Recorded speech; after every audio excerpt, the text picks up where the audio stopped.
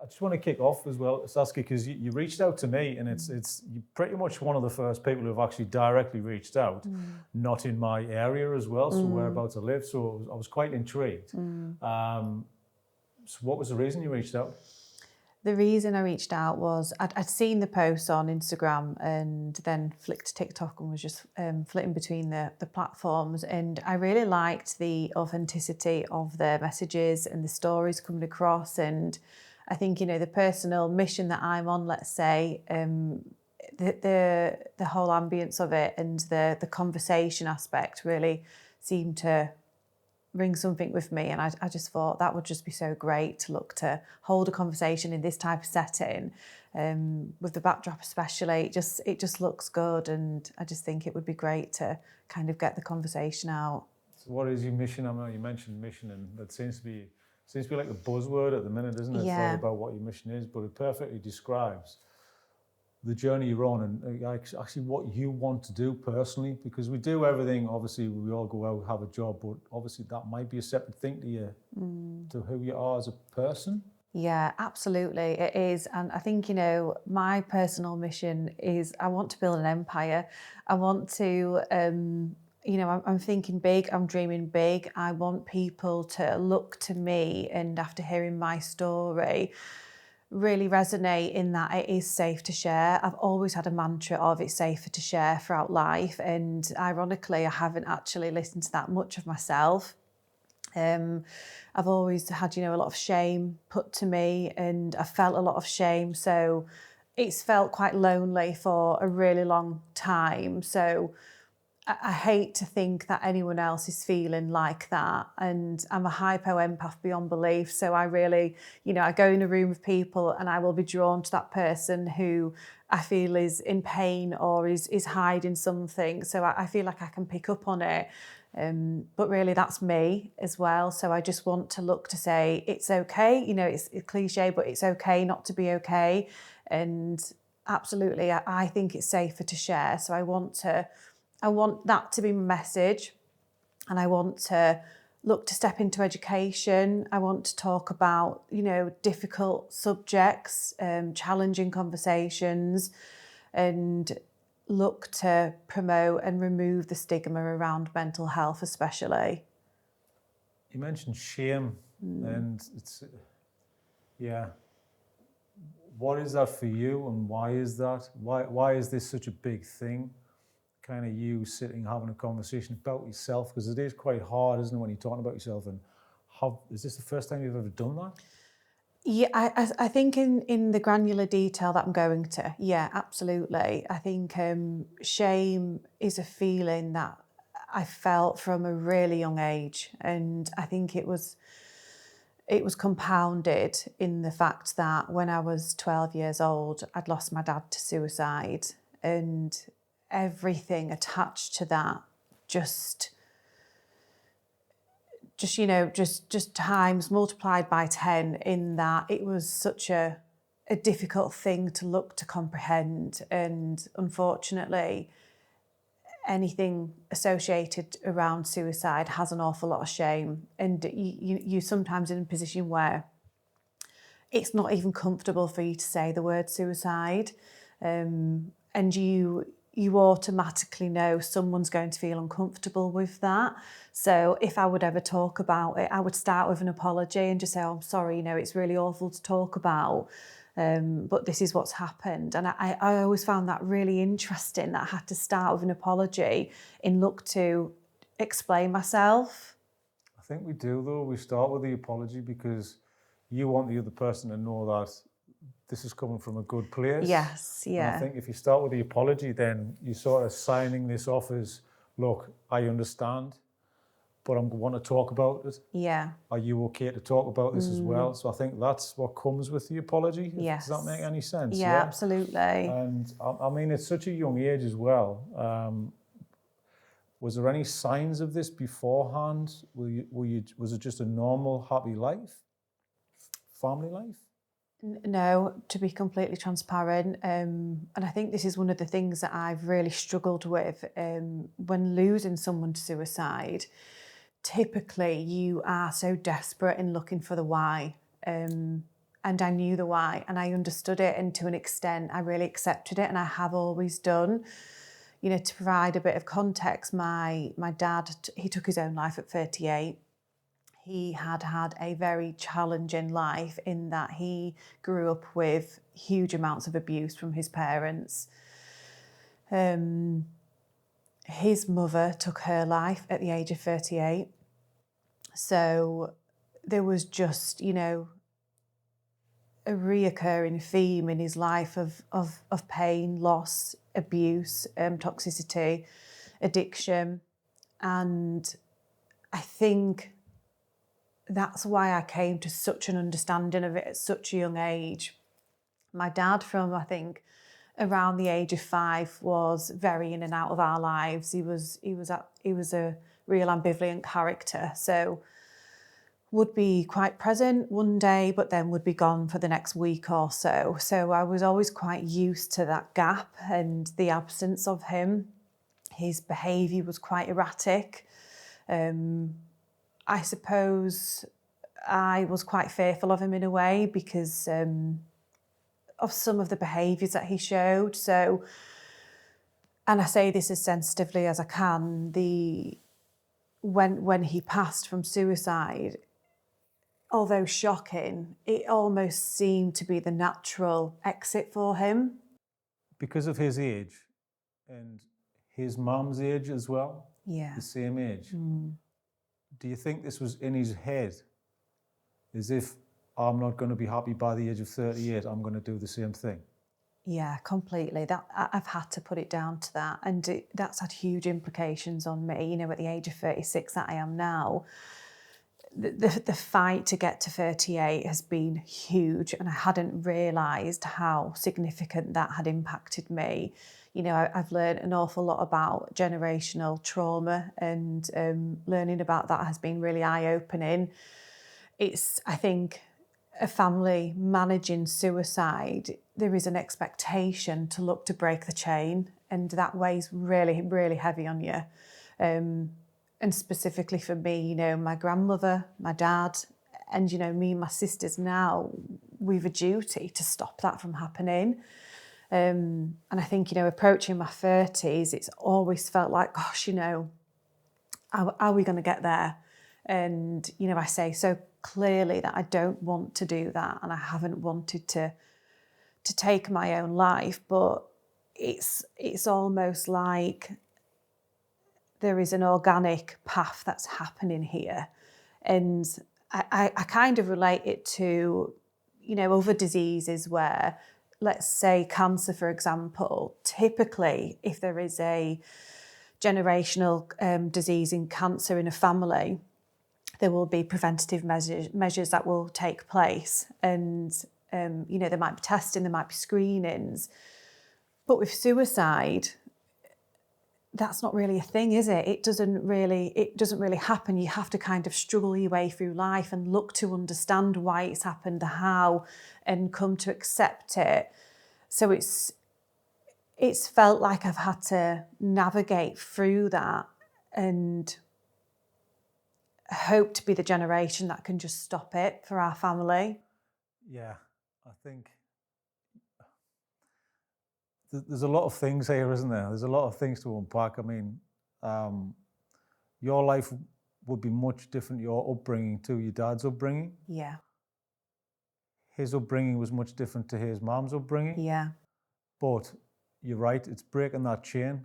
And also with cancer's something that is out of your control. Yeah. And is a disease that just happens to you. And I think people don't look at suicidal tendencies to be that. Yeah. I think they just think it's your attitude to life or you're in control of that. I don't think you are. No. Because I think if you're suffering from depression, bipolar, it's actually well known to be, it's in the genes, it's in the DNA, and you have tendencies for that. Yeah. But it's a bit of nature and nurture, isn't it? It is nature and nurture, and you're trying to break that chain. Yeah. You're really trying to break that chain, Yes. but that number is in your head. Yeah. At 38, you'll always think about that. Yeah. Always. I just, it's fascinating. I mean, how do you see these two different things as well? And do you think you had maybe a bit of obviously depression, bipolar? Have you got it yourself? Do you see any tendencies? I know I've asked 5 different questions here, Saski, but No, just please, it's wherever you fine. want to go with that. Yeah, my dad absolutely suffered of depression. That was blatant to see. He had addiction problems as well. He looked to, unfortunately, mirror and replicate some of the abusive behaviours that he experienced as a child onto myself and my sisters. I think it's the hot and cold as well. It's that walking on eggshells around them, not knowing what you're going to get. There's something there, but you don't understand that because you're young. Yeah, exactly. And I think that was what was always really difficult to experience with him, because it was absolutely that walking on eggshells. What mood is Dad going to be in today? What version will we get of him? Because, when he was great, he was absolutely great. And it would be, really small things that we would really look to enjoy. And in those moments, he was so loving, he was so caring. But on the flip, and when he did flip, it was a different character. You could see the pain in him, you could see the conflict in him. And I remember managing that from a really young age. And I think that, certainly drives my empath. Because to say, when you manage somebody else, it's hard enough to look to manage yourself, but somebody else, especially an adult when you're a child, and their emotions, and look to comfort them when they're in distress, was incredibly difficult. But he, this was well over 20 years ago, and he'd been tried to be committed quite a few times. My mum had tried to do that because he'd tried to take his life previously, and had always fought that, I suppose. He, I believe at one point, was diagnosed with schizophrenia, which I think of recent years is misdiagnosed with bipolar. So the education and the awareness over 20 years ago wasn't there. So I think that's one of the saddest things, is that, if he was here today, what help could he have had? What resources would have been available for him to look to try and get him better? Your life is determined on the time and place you were born. It's quite hard to think about that, isn't it? Yeah. Especially now when you go, actually, you will get help now, and it will be diagnosed as something else. But as you well know, that there are more groups and it's more openly talked about now as well. Yeah. But would somebody like that, with that mindset, would he open up? I mean, there's so many questions you're probably asking them all the time and every day, but you can't. The frustrating thing is you don't have the answers. No, I know. And that, is such a typical theme with somebody that's lost somebody by suicide. You're constantly asking questions. And like I say, I almost feel guilty, because I'm one of those ones who really knows. I really understand why and how it happened.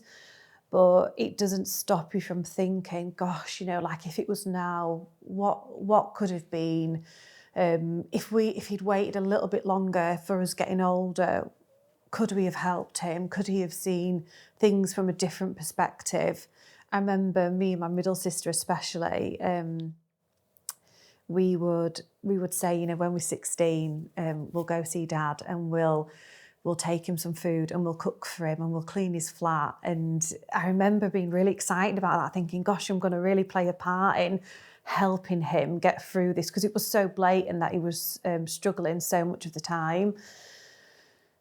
So I think that there is that's weighed really heavy on me, in that I never had the opportunity to look to fix him. I didn't even get a chance. And, it's a good question in would he have taken that help or the resource that was available? And I don't know. I will never know. Perhaps a bit of hope in me to provide me some comfort in this grief journey that I've been on, to keep me going, to think that actually he would have done. Some people have mentioned as well, in similar situations, that they have to take comfort in that was their choice. What's your thoughts on that, Saski? Yeah, I understand that. That we're all in control of only ourselves, I suppose. So I don't think we could have had any more influence over him. And again, most people experiencing any form of suicide related to them will just say, whatever path they were going to take, that it was always going to be their choice, and you could pin somebody down and beg them not to. But essentially, what's going on in your mind will control and dictate what path you take. So I do understand that.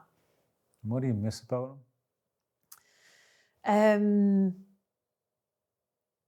I miss the protective side, which is a real ironic thing for me to say, because essentially, he hasn't been here to protect me from a lot. But I remember from a really young age, I would feel so safe with him. So I think in moments where, I've really needed that male figure to look to protect me, to put their arms around me, emotionally, physically, has been the biggest gap for me.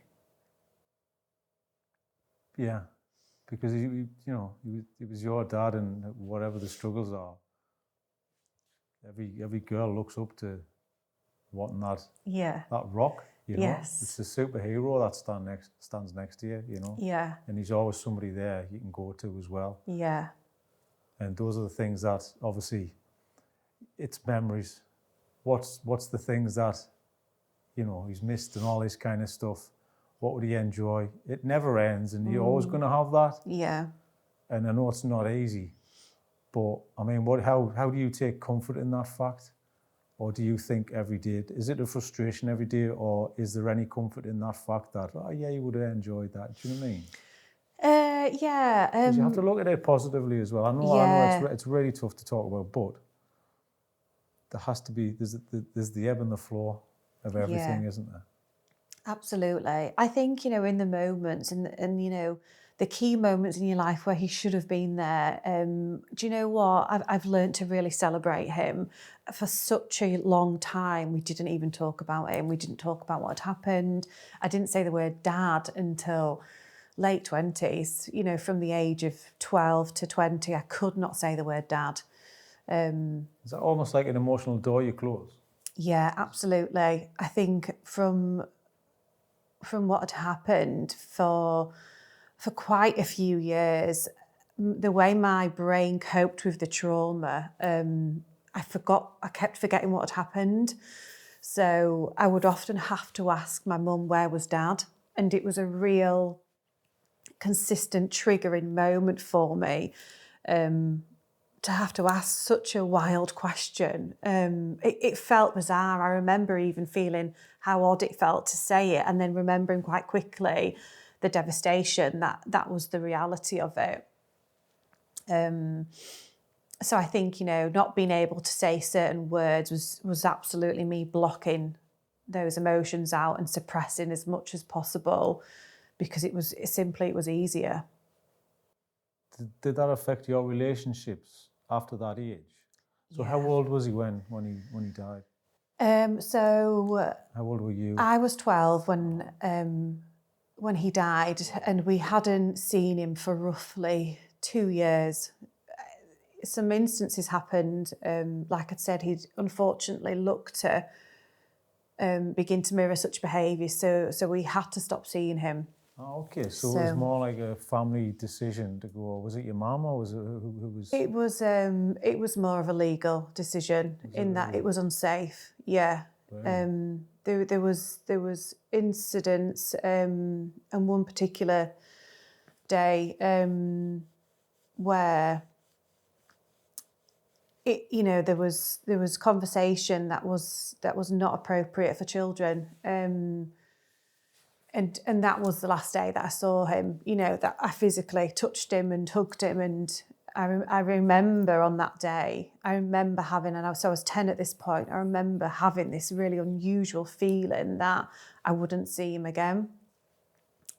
So from 10 to 12, there was this really weird gap of time, which was became really fearful because we didn't know how he was going to respond in being told that he wasn't allowed to see us. So it was quite a lot of looking over our shoulder. He tried to take us from school. He'd try anyway to look to get in touch with us. And then, obviously, 2 years on, I think what had taken its toll was, what he'd done. And I think it just became too much for him. And that's essentially when he looked to take his own life. And that's, it's just, I'm trying to put the pieces together because obviously, was it coincidence that he took his own life at the same age as his mum? Or because it sounds like he's building up to this. Yeah. It sounds like he's been struggling with this since he was born, kind of thing. Yeah. And can I just spin it back to your life starting the family dynamic? Because clearly there were some good, solid years there. So can I go back to that? Yeah. Like, what were the early years like? Because clearly it's just nice Christmases and all that kind of stuff with your family. What was it like? It's even difficult to recall, if I'm honest. I don't remember much up until, I think, I don't have memories up until I was 5. And then 5 to 12 seemed really difficult. And I don't ever remember that family unit. I'd love to say I can recall the Christmases and the birthdays, but simply I don't. I remember him being there on and off, and I remember it being challenging when he was there. I remember it being threatening and fearful. Was there any family conversations about this as well? Is there any kind of, because clearly, he's around and it hasn't got to this stage yet where he can't be around you, but there must have been some kind of we need to have a discussion at some point with the kids just to go, Dad's not well. Was there any masking or was there any painting around the, do you mean? Because parents don't want to say what's really happening to the kids because they won't understand. So what was that like? Can you remember any of that? Any pivotal moments? I don't think that there was many conversations around it up to, from the ages of 5 to 12. I think it was just very much probably the masking and, Dad's not very well some of the time. So that was what I think that was the mentioned. common theme. That was probably the only language that was used to explain his absence. And then when perhaps he was showing really erratic behaviours, that I think was all that was said to us, in that he just wasn't well. And I remember when we got told that he'd died, it was a similar theme as, your dad's not been well for a long time. And I think for someone at the age of 12, not well is someone being sick, physically sick, or, you can see some physical symptoms. So I didn't quite understand what the not well meant, but had some view on it because it had been a bit of a message from, such a long time before that. So it's pretty much, you've known this kind of, it's been part of who he is. Yeah. He's not well. Yes. So it's been in and out. What about, his mum, it was a grandma? Yeah, so I'd obviously never met her. But has there been conversations about that? Because sometimes they'll pop up to go, yeah, I think it's the same as grandma. Do you know what I mean? You might hear something in the kitchen, or was there any of that? Not really. I think from my auntie, so my dad's sister, who we've had a great relationship with, she's probably provided the most clarity in, my dad and hers childhood. And it just sounds horrific. It just sounds incredibly difficult and not anything that any child should go through. So I understood from my auntie how challenging and how much of a difficult character my grandmother would have been, and the behaviours that she put on her children then were so extreme and so abusive. So I can really look to understand my dad's path and how he became so unwell, and at some moments how he just didn't have a choice. Yeah, because clearly his sister's come up through that. Did she suffer the same as him, or was she watching this from an outsider's perspective? Yeah, My sisters and I have two older sisters. I'm the baby. There's roughly 18 months between each of us, so we're very, very close. I have a huge codependency on them and simply could not be here without them. My elder sister, I think, saw an awful lot more of his behaviours, so has become incredibly protective of us and has always shown that. Whereas my middle sister and I, because we didn't see as much, we kind of created this fantasy image of our dad, perhaps because it was safer, that he was, this incredible, fun-loving, well character. And that seemed to get us through most of the years, but we've all got quite different views of it. And I mean, did you talk to your mum about this as well? Has there been any conversation about this, or is it just not something you can talk about? I'd always reference my dad, and my mum would reference him frequently throughout life, but the real gritty stuff we didn't do for such a long time. When he died, we were living in Leeds. We moved within a month to North Yorkshire, so it was very much, this has happened, so it's really awful, really traumatic. We need to move it up and shift, go over there, let's start a fresh life, which I don't, hold anything against them. I understand that. I understand it was, the kids are in pain. It's been a really rough 2 years, so let's just pick them up and go somewhere prettier. It seemed was the right thing to do. So I think from that logistical move, we all kind of were like, oh, well, now we're here, let's not talk about it and let's just try and move on. So it wasn't really till mid-20s, late 20s that we started to talk a bit about it.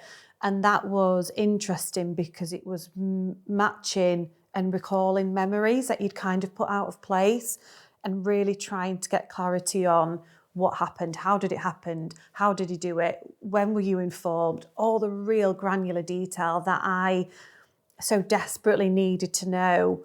I eventually was able to have that conversation with my mum, but not for a really long time. Did you feel you were missing information? Yeah. It's clearly something that you've been wanting to ask all of this time. Yeah. And it's took you almost like 10, 12 years to kind of get around to this, And it is frustrating when nobody will give you an answer. Yes, yeah. But I think his sister, your auntie, that's the person who can.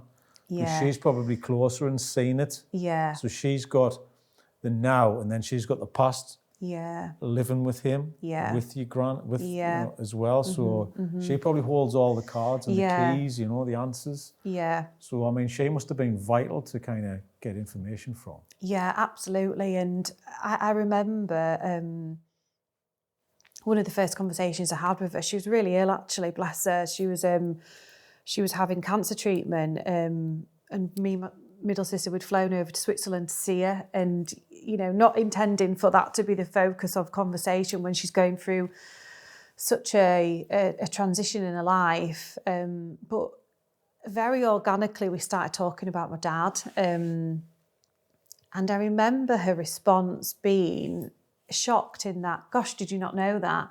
And as if you didn't understand that. And it was like, but we've never spoken about it. So why would we? And it was really, really small things that made me feel something, whether it was relief, acceptance or comfort. There was some real key things that I wasn't aware of that made me just put my jigsaw together a little bit to more acceptance. Because I really mean it when I say I understood, I really did accept from a young age why he'd done what he'd done.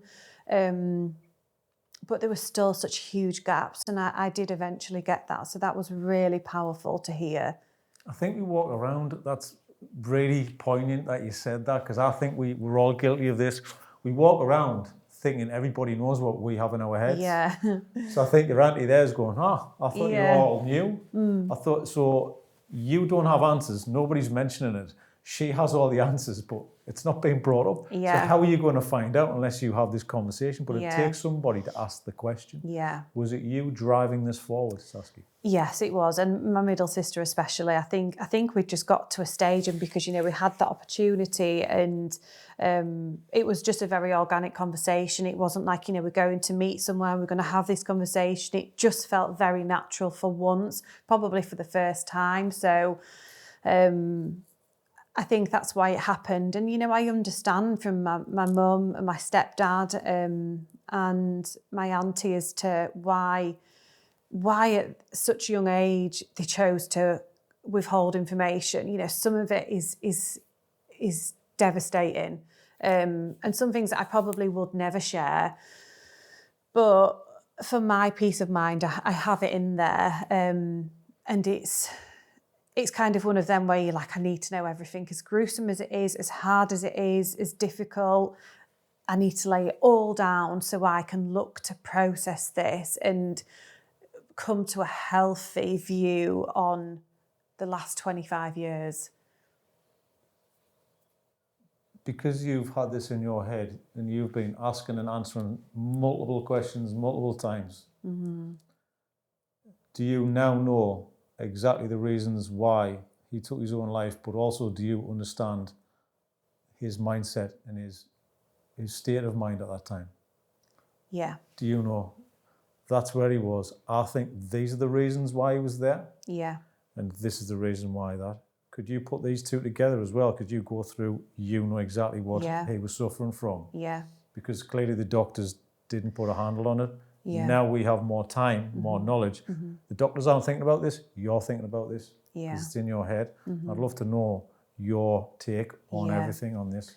Yeah, I genuinely believe, and I think that the steps that he'd taken in order to the result of what had happened, I think, it's as simple as my dad was born into a family which were incredibly abusive, and I mean abuse in every single way you could look to imagine. He experienced that from a really, really young age up to his late teens. So he had a lifetime of abuse, physical, sexual, everything you could imagine, horrible, horrible events that happened to him. Do you know this for a fact as well, Saski? Yes, yeah. So this is from my my auntie and my mum, who my auntie was at the side of him. He became very much a protector of my auntie in order so that she didn't have to go through that. So he struggled and had a really horrible time of it. And then at the age of 16, he had to pull his mother out of a house that was on fire because she'd taken her own life. And I cannot begin to imagine the life that he'd had in experiencing that and then still wanting to save her. I think it's just, incredible. And then, so him and my mum were together from a really young age, and 15, 16. So then, they went on to get married. They had me and my sisters. They had a difficult relationship, obviously, because my dad had never processed any of this. My mum had tried to keep him on the straight and narrow. Did she think she could kind of fix him? Oh yeah, absolutely. And it's certainly come on to my generation in that, we love to fix. We think, it's so easy to look to get that person and just save them and be like, I'll do anything. And I've so carried that on. But God bless her, she must have done in order to stay with him for such a long time. Because clearly he was a good guy. She saw something. Oh yeah, I think regardless of what choices he's made, and I say that and I mean it so sensitively, because so often if I've spoken to people about some of the choices that my dad has made, people will look at me in disgust and be like, how can you forgive him? He's hurt you, he's hurt your sisters, and I understand that completely, but it's my story and I was in it, and you have to look to find some understanding which leads to comfort in order for you to process things. So I talk quite casually about his experiences, and of course in moments I'll become emotive from it, but I don't mean it to sound so casual that there's no emotion attached to it. It's just because they're my facts, and I have to be quite pragmatic in how I think about those steps and the decisions that he's made in order to come to the outcome in my mind, which is at peace with it, because I could sit and I could sit in that corner and rock and cry to think about the things that he's done to me and my sisters. But what's the point? What good is that going to do for me? And I've been that person, and it's served me no value whatsoever. So I've had to look to, over the last years, really flip it on its side and pull the positives out of it. Knowing what he went through, does that help understand and have some comfort and forgive him? Yeah, absolutely. I completely understand it. You know, I don't agree with a lot of the choices he's made. Absolutely. I probably won't be able to forgive some of the decisions and acts that he's done. But I certainly forgive him for, you know, taking his own life. And I think that suicide there's so many debates on it, in that so many people will think it's so selfish. And I understand that argument. You know, he had 3 children at the end of the day as well, and he left huge devastation behind. But for me, it's selfless in a way, and I can't imagine being in a position where I am that alone and that devastated with my choices, where I think that is my only option. My only option is look to physically and emotionally disconnect and exit from this world. I can't imagine what a sad place that must be to be in. And it just, you know, it sends shivers down my spine, because I just think there are so many people in that moment. And although I understand my dad's decision, it isn't the right one, and it wasn't the right one. And, you know, to people that are facing that and they're in the pit and they're on the floor, trust me when I say anybody around you, strangers around you, would much prefer 25,000 calls that day to speak to you and speak about it over and over again before you take that exit. Nobody wants that. It doesn't serve value to anybody. So it's just, I understand it, but it was wrong. That's the only way I can look to express that. What does that leave behind? Just catastrophe, devastation, pain, loss, loneliness, questions. It's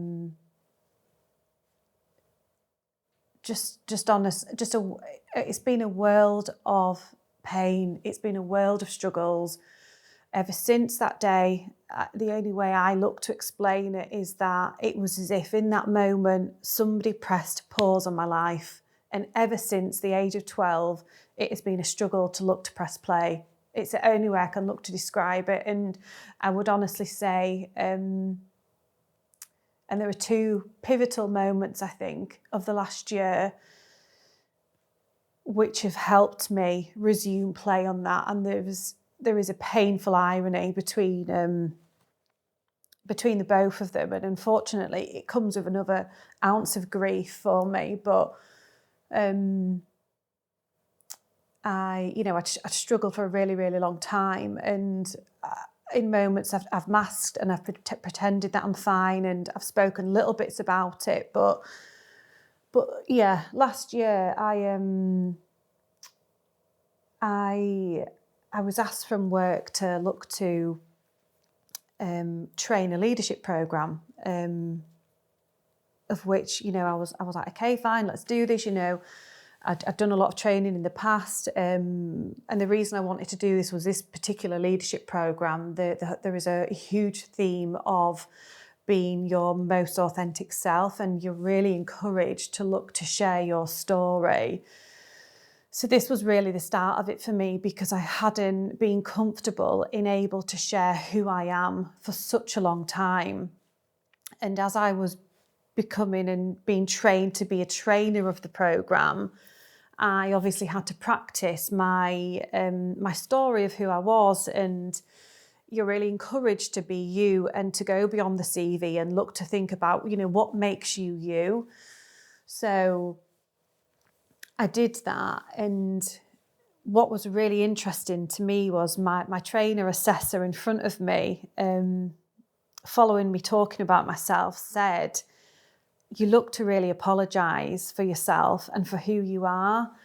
And you don't need to, because it's your story and you're okay.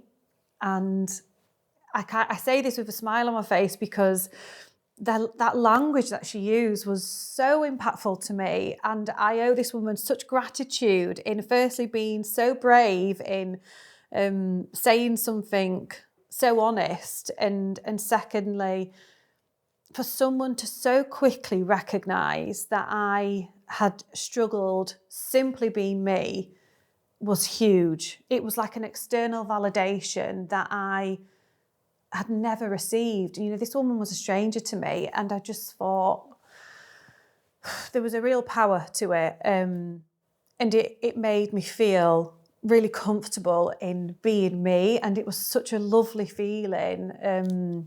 It was like a weight off your shoulders, Saski. Yeah, it was just like, you get me, like, you totally get me. And I hadn't felt that. I've always felt so different. I've always felt out of, not in the right club. I've been in a really horrible club for the most of my life, and I don't want anyone else to be in my club as such, because it's not great. But I hadn't felt like a lot of people had understood me. But from me sharing the story that I'm talking a bit about today, she got me, and I thought, wow, is that all I've needed to do this whole time, just to be a bit more open?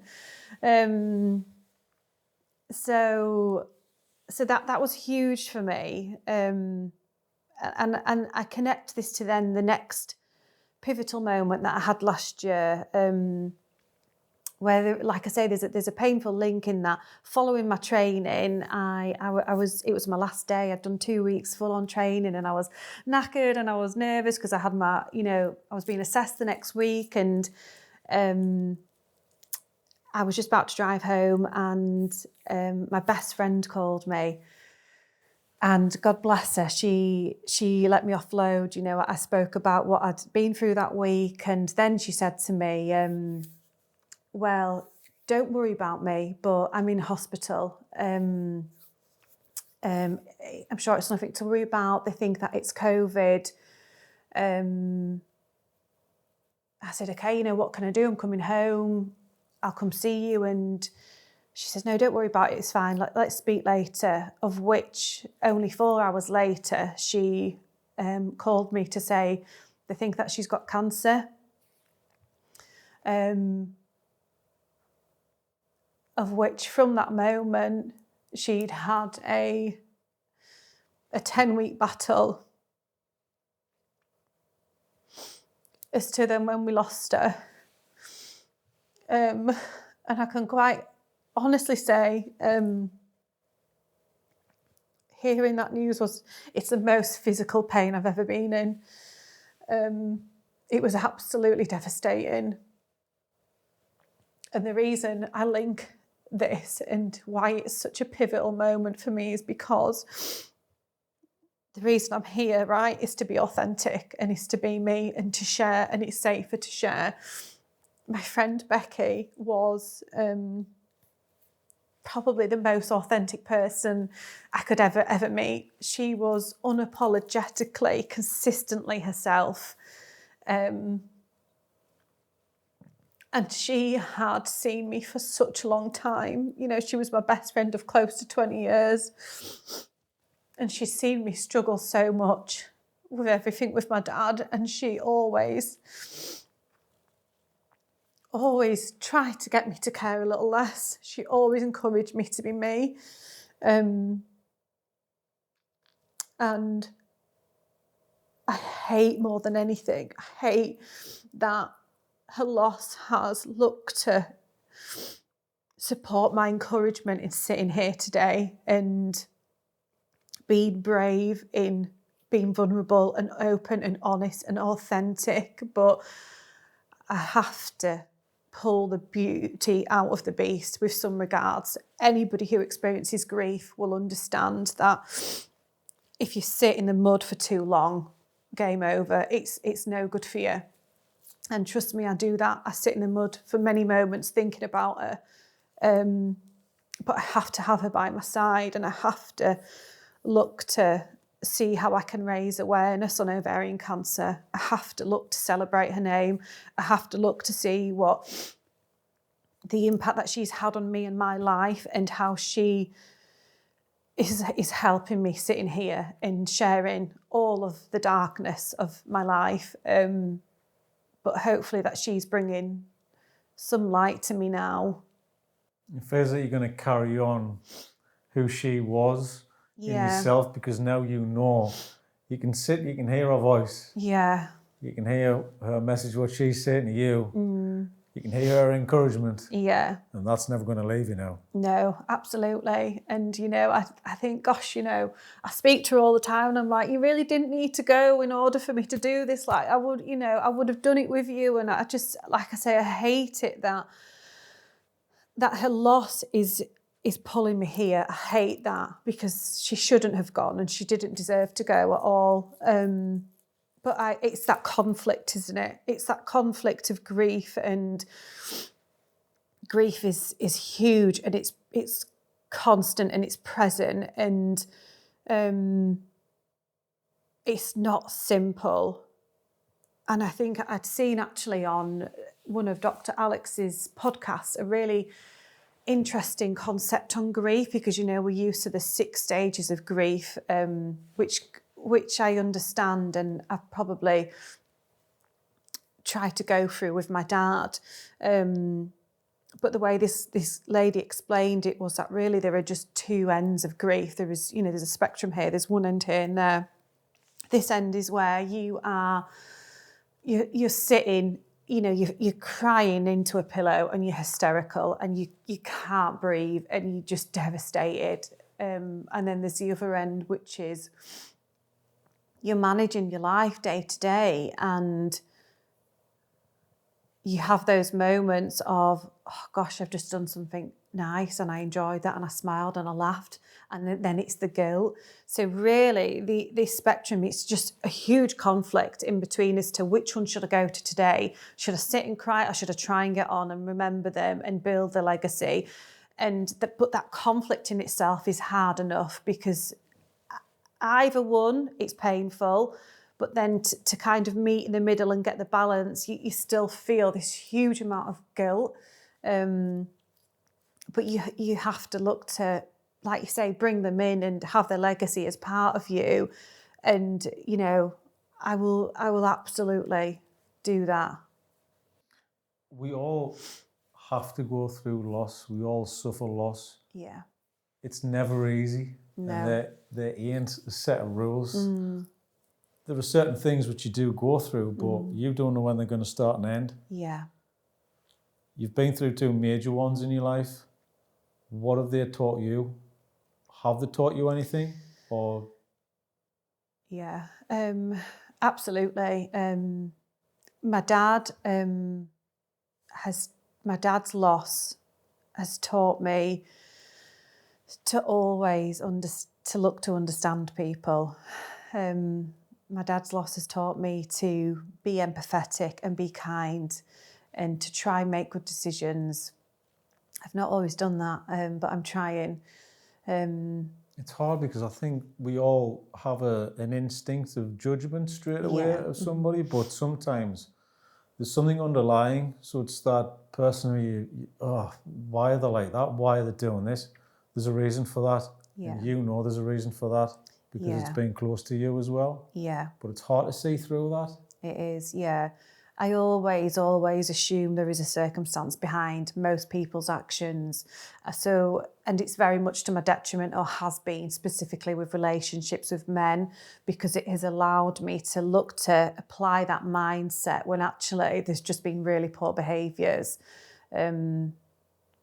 So it's a beauty and a blessing in that people can then look to abuse that nature in me and think, well, she'll forgive, or she'll constantly understand. And when actually you have to be quite strict with yourself and just say, I now recognise that's a poor behaviour, and I look to remove myself. But the irony of that is, because my dad showed so many of those poor behaviours, I now look to understand a male's love in that way. So where there's typically toxicity, abuse, difficulty, challenging moments. So in those relationships, I'll absolutely stay and I'll stick it out, because I am so desperate to fix somebody and fill that void of not having the opportunity to fix my dad.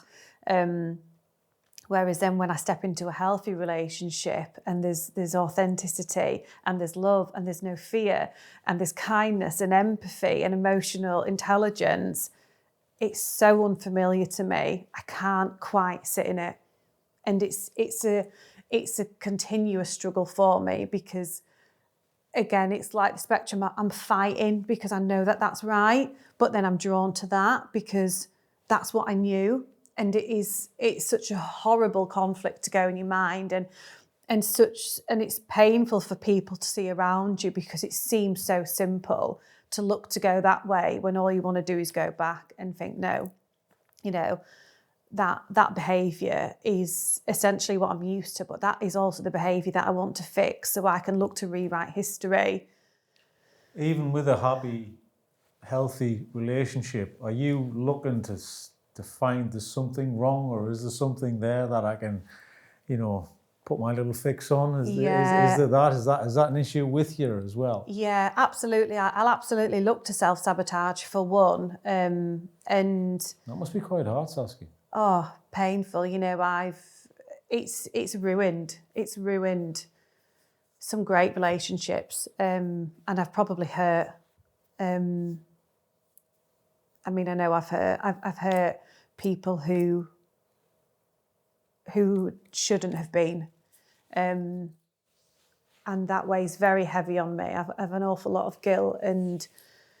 But you see it. The thing is, you understand it. Yeah. And I think that's the thing. That's all you can do. Yeah. Is understand that. You recognise that. Yeah. That's all you can do. Yeah, exactly. It's accept it. I've done wrong. Yeah.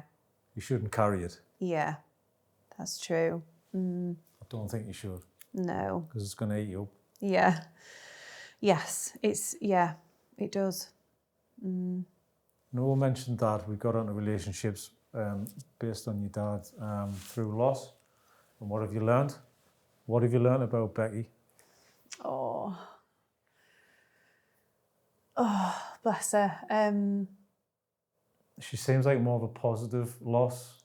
Yeah. Even though that's hard to put those two words together, it seems, coming from the energy from yourself, that's what I'm getting from that.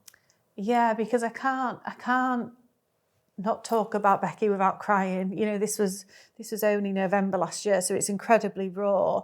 But I can't not talk about without smiling, because she was just so special, and she was such a precious friend. So she's, her whole theme was to be herself, and she didn't care what people thought. I'm not just saying that, but she did not care, and I loved that so much about her.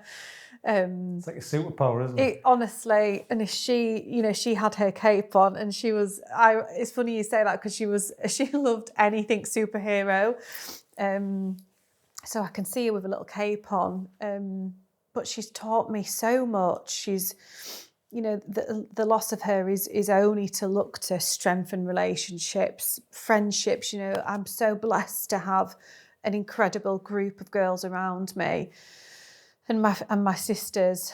So it's to look to strengthen on those relationships. And honestly, the biggest thing she's taught me is to just care a little less, and to just be you, and to be okay with being you. That is, I will take that forever. You shouldn't have to feel guilty or apologise for being you. Yeah. And I think that's what she's trying to get through to you as well. She so did. She really did. Mm-hmm. So what's the future for Saski, now what Um, do you want from you? Do you know what?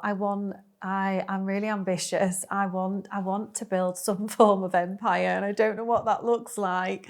I want to build a community, whether it be people sharing stories or people comfortable in looking to find an ally with something. At the age of 36, I talk about this openly and still find it so odd in that I've still never met another person who has lost a parent to suicide. And that has created such isolation for me and has been incredibly lonely in moments. Appreciate I've got my sisters, but we all had different experiences and we were so compounded with the family that it's not really any other external view.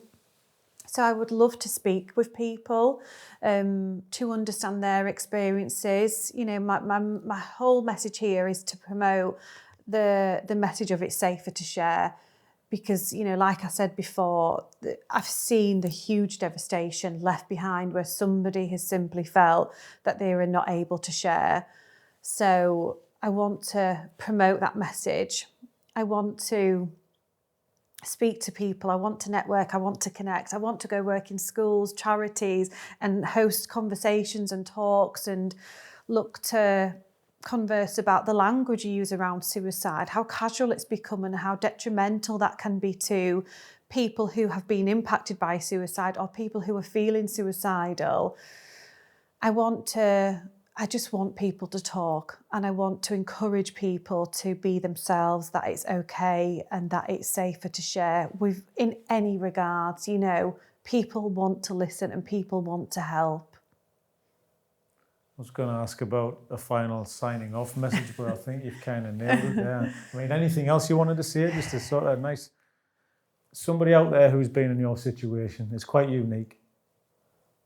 What would you say to them when they're sitting in that awful moment that you've been in?